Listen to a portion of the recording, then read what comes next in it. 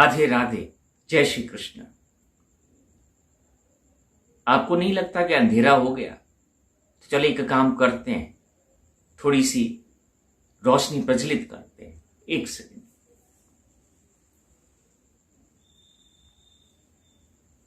ये देखिए, मैंने रोशनी को प्रज्वलित किया।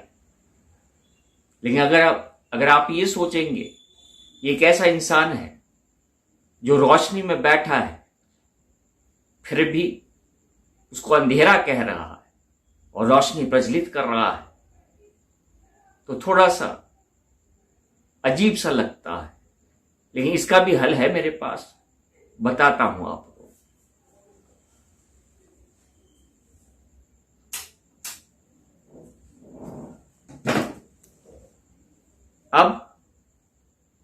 अब आपको इसकी कीमत पता चलेगी।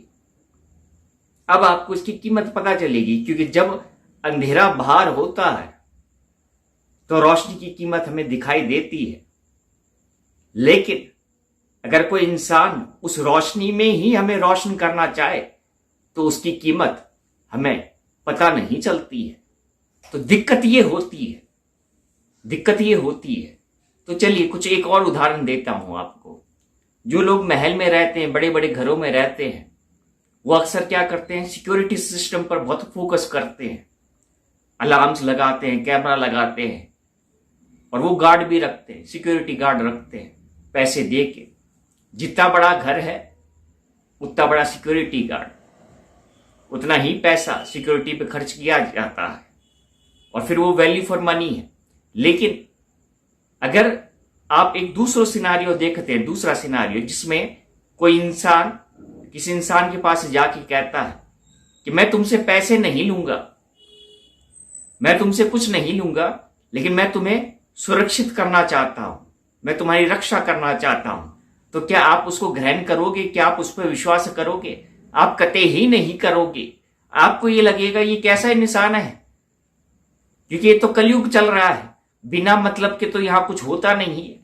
तो ये बिना मतलब के हमें सुरक्षित कैसे कर सकता है, हमारी रक्षा कैसे कर सकता है?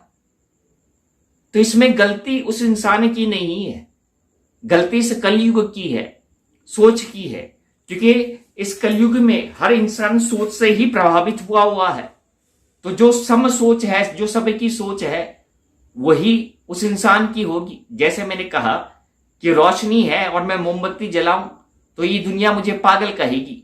लेकिन वही अंधेरे में कोई मोमबत्ती चलाता है तो कहता है देखो कितना समझदार है, तुरंत अंधेरा हुआ और इसने रोशनी कर दी। मैं जो आज कार्य कर रहा हूं पिछले 6 सालों से, उसकी कीमत कोई नहीं दे सकता, क्योंकि मैं रोशनी में पहले ही मोमबत्ती जला के मैंने रखी है ताकि अंधेरा हो तो आपको अंधेरा महसूस ना हो, क्योंकि वो मोमबत्ती जली हुई है रोशनी की, तो वो आपको रोशन कर सके। लेकिन ये दुनिया क्या है, उस अंधेरे का वेट कर रही है, उस अंधेरे का वेट कर रही है कि जब वो अंधेरा हो तब हम उस रोशनी की कीमत को समझे, तब हमें ये समझ में आए कि ये इंसान क्या कार्य कर रहा है। इस दुनिया में जितने भी स्पिरिचुअल हीलर्स हैं या ऐसे जितने भी लोग हैं जो इस दुनिया में एक नई चेतना भर रहे हैं, जो इस दुनिया को एक अच्छी दिशा में आगे लेके जा रही हैं, जो वो बातें कर रहे हैं जो हर कोई बात नहीं कर रहा है, तो ये विडंबना है इस दुनिया की, उसे स्वीकार नहीं किया जाता। ऐसे शख्स को स्वीकार किया नहीं जाता क्योंकि वो लीक से परे होके काम करता है। वो कह रहा है जो आप सुनना पसंद नहीं करते, जो आप देखना पसंद नहीं करते, क्योंकि आप एक भीड़ है।